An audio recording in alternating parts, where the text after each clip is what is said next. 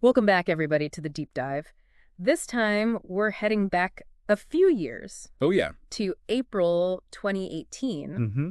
when Elder D. Todd Christofferson gave a talk called The Elders' Quorum. Yeah, this is a good one. You know, you sent this one in Yeah. because you're really interested in Yeah. how the church kind of adapts its organization over time. Right. And this speech Oh, yes. announced some really big changes to the Melchizedek priesthood quorum. For sure. For sure. So we're going to unpack all those changes. Yeah. Look at the ripple effects. Let's get into it. It's really interesting how the church just makes these adjustments. It is. You know, yeah. Elder Christofferson in his talk pointed out Mm-hmm. that the first presidency in the Quorum of the 12 had spent months studying this before they even made the announcement. Right. They felt a real need to improve how the church cares for its members. Absolutely. It makes sense they would want to. It wasn't just some spur-of-the-moment thing. Yeah, no, for sure. He actually gave examples of past leaders like Brigham Young, Mm-hmm. John Taylor, Yeah. Spencer W. Kimball, Oh, yeah. who also made big changes to the priesthood structure during their time. Yeah, that's really interesting. It really shows how the church is this living thing, Yeah. always adapting and evolving. Yeah. And Elder Christofferson, by bringing up those examples, Yeah. really showed how this restructuring wasn't like some radical departure. Right. It was building on what had happened in the past, Mm-hmm. adapting and refining how priesthood holders serve and support each other. It's so interesting how it all ties together. So what exactly was this big change? Yeah. Get to the good stuff. Well, he announced that high priests groups Okay. and elders quorums were merging into a single elders quorum. Wow. So I bet there were some surprised faces in the conference center that day. Oh, I bet there were a lot of people thinking, what does this mean for me? For those listening who might not be as familiar with those terms, Yeah. this basically meant that all elders, Okay. those about to become elders, Uh-huh. and high priests that weren't serving in some specific leadership roles, Yeah. were now all part of this one unified quorum. Right. And the stake high priest's quorum would now just be made up of those in stake presidencies, Gotcha. bishoprics, Right. high councils, Makes sense. and functioning patriarchs. So that really streamlines things. It definitely simplifies things. Yeah. But I'm sure some people were wondering, like, wait a minute, does this mean high priests lose their office? Oh, that's a good question. Yeah, Yeah, like are they being demoted or something? totally. Yeah. And he addressed that directly. Okay. He said no. Okay, good. Whether you're an elder or a high priest, Yeah. ordination to the Melchizedek priesthood is permanent. Right. So it doesn't change anything about that. This was about how priesthood holders function within their quorum. So the function changes, Right. not their actual priesthood office. Exactly. Okay. That makes sense. But then how do you lead a quorum that's suddenly Right. so much larger? That's a good question. Wouldn't that just be a logistical nightmare? Oh, for sure you'd think so. And to address that, Okay. stake presidencies were instructed to actually dissolve Oh, wow. the existing Okay. high priests group leadership Okay. and elders quorum presidencies, Gotcha. and call a new elders quorum presidency for each ward. Okay. And here's an interesting detail. Okay, I'm listening. This new presidency could be made up of a mix of elders and high priests. Oh, so you could have... Imagine the potential for mentorship. Yeah. You know, you'd have these seasoned high priests serving alongside younger elders, sharing their experiences and perspectives. What a cool opportunity. That's a great point. Yeah. But couldn't that also lead to some problems? Ooh. Like, wouldn't some people see it as a power grab? Oh, yeah, like the high priest are taking over. By the high priest. Yeah, that's a valid concern. I mean, did he address that at all? Yeah, he did. What did he say? He was very careful to emphasize that the goal here was unity, Okay. not domination. Gotcha. It wasn't about one group Okay. taking over or having more power. Yeah. He really envisioned a collaborative environment Okay. where you've got these different generations of priesthood holders Mm-hmm. that can all learn from each other Yeah. and strengthen the quorum as a whole. So it sounds like the motivation behind this change Yeah. went far beyond just simplifying the structure. Right. It wasn't just about making things easier. There were deeper reasons Yeah, there had to be. at play. Absolutely. And he outlined several key reasons Okay. for this restructuring. I'm all ears. One of the most important Yeah. was unifying the priesthood Okay. to better accomplish the work of salvation. Oh, that's a good one. And he specifically mentioned temple and family history work, Okay. which had previously been more compartmentalized. Oh, interesting. So Yeah. that makes a lot of sense. It does. By breaking down those barriers and bringing everyone together, the quorum could function more effectively as a single unit. Yeah, a well-oiled machine. Right. That's awesome. The idea was to really eliminate any sense of division within the Melchizedek priesthood and recognize that all priesthood holders, regardless of their office, Doesn't matter if you're an elder or a high priest, are all engaged in the same grand work of salvation. We're all in this together. He also highlighted the benefits of bringing these diverse perspectives together. Right, different backgrounds. Having both younger and older priesthood holders in the same quorum creates a real wealth of knowledge and experience. For sure. To draw on. Like a living library. Think about it. Yeah. A young man preparing for a mission could benefit from the insights of someone who served decades ago. Right. Or a new convert could find support from someone who's walked a similar path. That's really cool when you think about it. That's a powerful image. It is. And of course, we can't forget about the potential for enhanced mentorship. You know, he was clearly excited. He was. About the possibilities for these seasoned high priests to guide and support younger elders. Yeah. Those relationships can be so powerful. Imagine like a seasoned high priest mentoring a young elder on starting a family or navigating a difficult career transition. Those are real life things. Those kinds of relationships could make a real difference. Oh, for sure. And that's such an important point. Yeah. And it reminds me of a story that he shared in his talk about a farmer named George Goetz. Oh, yeah. George Goetz, what a story. His story is a classic illustration of the kind of unity and support these restructured elders' quorums were meant to embody. It really is a great example. It was so powerful. It is. Do you mind if I refresh everyone's memory on the details? Please go ahead. It's worth hearing again. Okay, so picture this. It's 1918 in Lehi, Utah. Okay. George Goetz is a farmer. Right.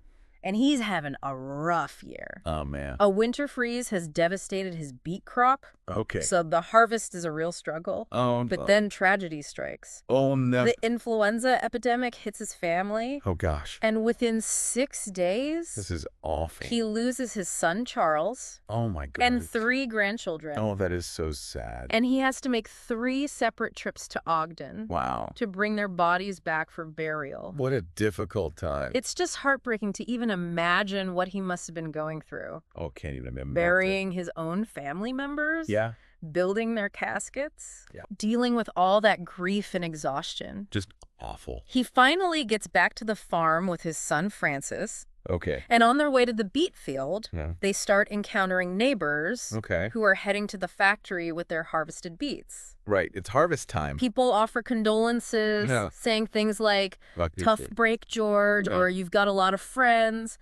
But those words, while well-intentioned, probably just emphasized his losses. Oh, yeah. I bet in that moment, those comments didn't feel very good. You can see how those comments, while meant to be comforting, might have actually stung. Right. In that moment. For sure. Right. Yeah. Then they see their neighbor, Jasper Rolfe. Okay. Who calls out. Yeah. That's all of them, Uncle George. Okay. And Juge is confused, thinking maybe Jasper's talking about all the beets being harvested. Right, like they're all done. But as they get closer to their own field, the truth dawns on George. What was it? There isn't a single beet left. His neighbors, seeing the immense suffering he was enduring, had harvested his entire crop for him. No way. While he was away burying his family. Oh, my goodness. It's such a powerful image of compassion and community. Wow, it really is. They didn't just offer words. They took action. They took action to lighten his burden. That is incredible. And George, who had been so strong throughout this ordeal, breaks down sobbing. Oh. And then he looks up to heaven and says, what did he say? Thanks, Father, for the elders of our ward. That gives me chills. That line always gets to me. Me too. In his moment of deepest gratitude. Yeah. He recognized the hand of God working through his fellow priesthood holders. Isn't that amazing? And that's precisely the kind of spirit these changes were designed to cultivate. Unity, service, love. Yeah. making the elders' quorum a true anchor in members' lives. That's the goal. And that's what makes this deep dive relevant. Yeah. For all of us, regardless of our age, calling, it doesn't matter, or even whether we hold the priesthood. Right. It's about recognizing the power of community. For sure. And our responsibility to care for one another. We're all in this together. Yeah. Yeah, it really is a powerful story. It goes beyond just the practical help. Right. It's about that emotional support, that sense of belonging. Absolutely. Knowing you're not alone in your struggles. That's so important. And that's what makes this deep dive so relevant for all of us. Yeah, for sure. You know, regardless of our age. It doesn't matter how old you are. Calling. Or what your calling is. Or even whether we hold the priesthood or not. Absolutely. It's about recognizing the power of community and our responsibility to care for one another. Right. We all need each other. So we've talked about the why behind this change. Yeah. But I'm curious, did he address any of the potential concerns? That's a good question. Because I imagine a change this big probably raised some questions for people. Oh, I bet it did. Yeah. A lot of people were probably wondering what's going to happen. Totally. Yeah. And he anticipated some of those anxieties. Okay. Good. Particularly about the role of elders within this new structure. Okay. You know, some might worry that their voices would be lost. Right. Or that the high priests would dominate the quorum. Yeah, that makes sense that would be a concern. Yeah, for sure. Did he offer any reassurance on that front? He did. What did he say? He emphasized that this wasn't about one group taking over. Good. It was about creating a more unified body where elders and high priests could all serve together, each contributing their unique strengths and experiences. So it's about collaboration, not competition. Exactly. He also highlighted the role of the stake presidency in providing direction to the elders' quorum president. Yeah, that makes sense. This ensures clear lines of authority and responsibility within the quorum. So everybody knows where they stand. And let's not forget the bishop. Right. He's still the presiding high priest in the ward. He is. And works closely with the elders' quorum presidency to make sure everyone's needs are met. So there's still that connection there. So there's a clear structure in place to make sure things run smoothly. Makes sense. And that everyone understands their role.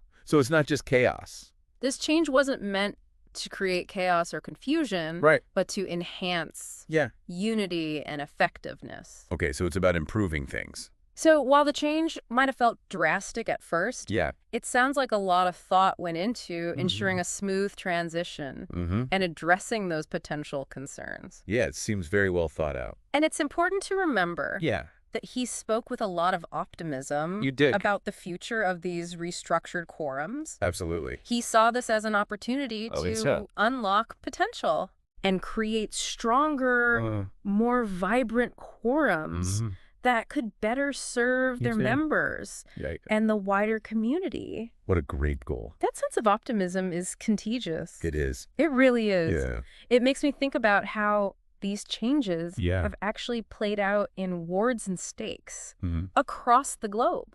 Yeah, I wonder. I'm sure there have been some challenges and adjustments along the way. For sure. No change is perfect. But I think it's also important to acknowledge the successes, the stories of unity and service that have emerged from this restructuring. Yeah, that'd be great to see. And that brings us to a question for you, our listener. All right. How has this merging of quorums impacted your own experience? Oh, good question. In the church? Yeah. Have you seen those benefits of mentorship and unity that we've been talking about? I'd love to know. Have you witnessed those George Goats moments where the quorum has rallied around someone in need? That's what it's all about. We'd love to hear your thoughts on this. Yeah, please share. Because it's through sharing our experiences that we learn from each other. Absolutely. And continue to strengthen these vital priesthood quorums. They're so important. You know, one of the things that fascinates me about this change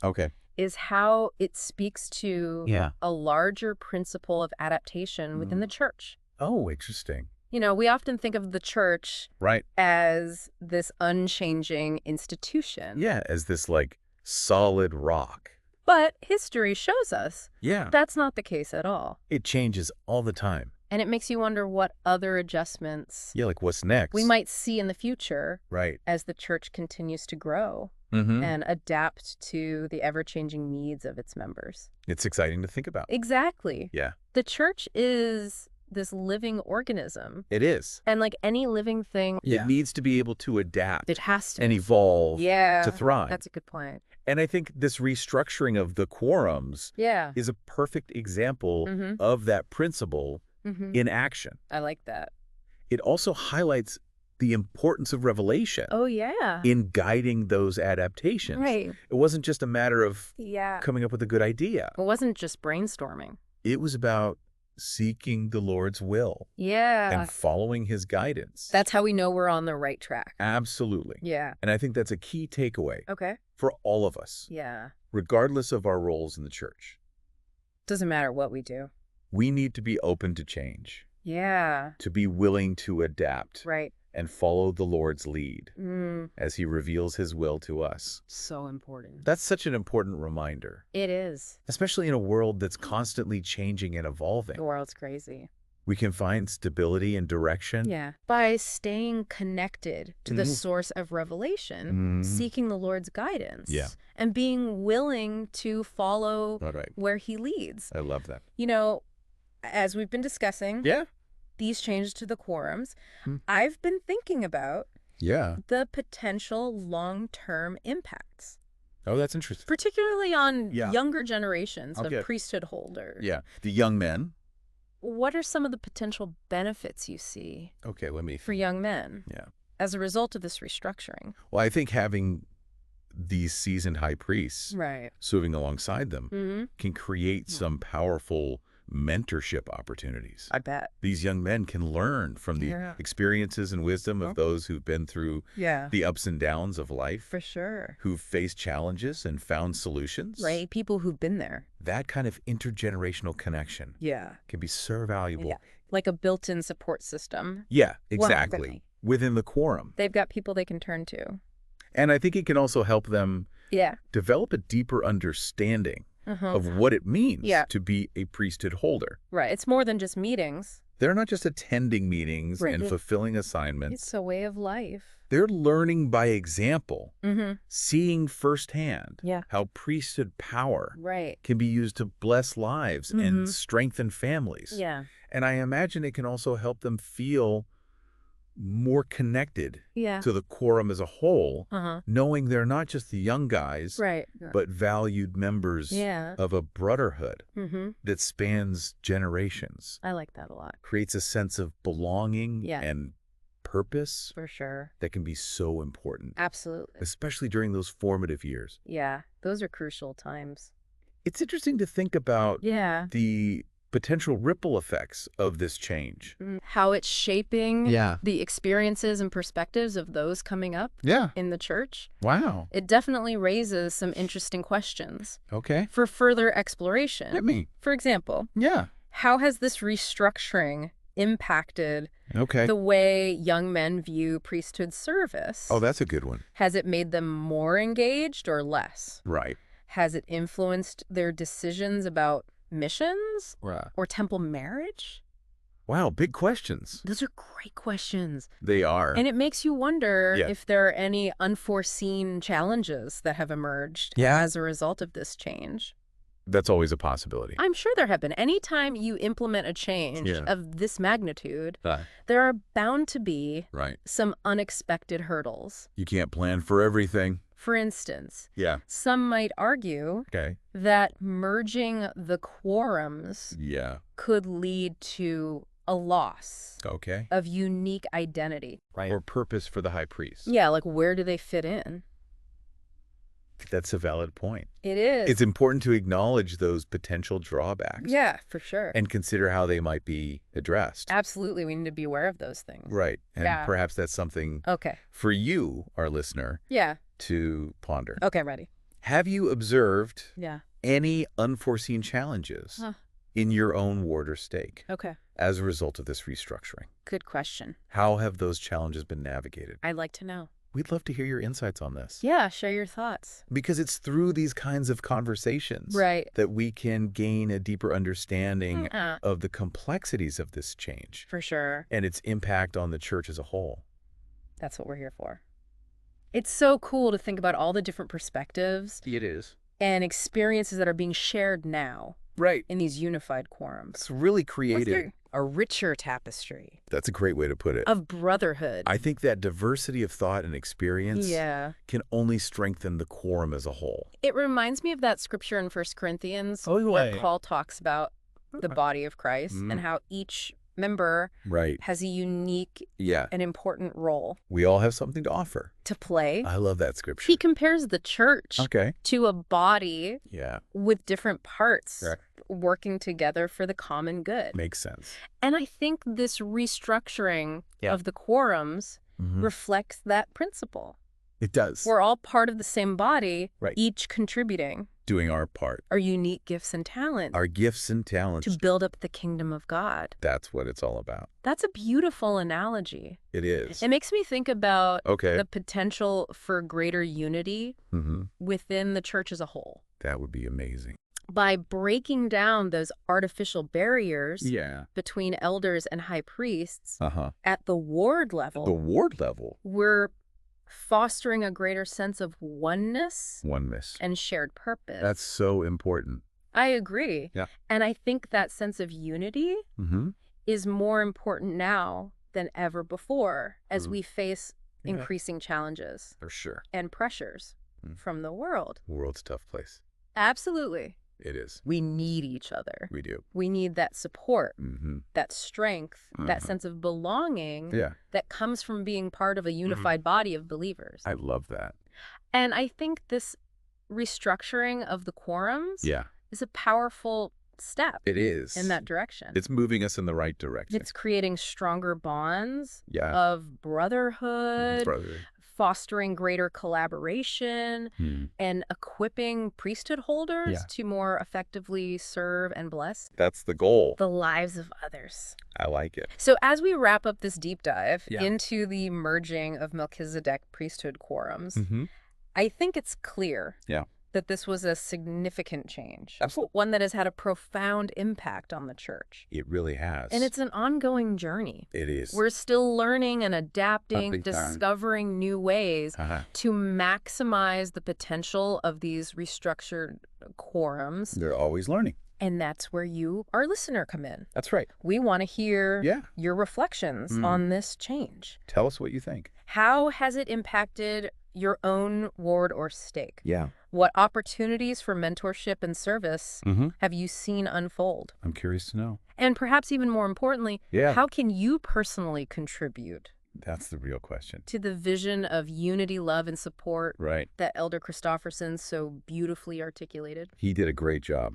In his address. It was a powerful talk. We believe that within these restructured elders' quorums lies incredible potential. There's so much potential. For growth, service, and brotherhood. It's all there. Let's all strive to cultivate that potential. Absolutely. Making our quorums vibrant centers of strength and spiritual nourishment for all who enter.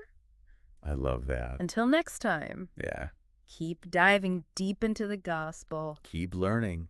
Keep seeking truth.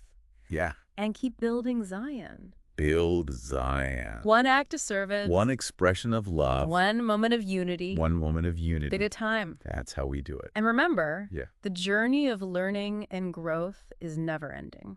It never ends. So keep those questions coming. Send them in. Keep those conversations going. Talk to each other. And keep sharing your insights with us. We want to hear from you. We're all in this together. Thanks for listening.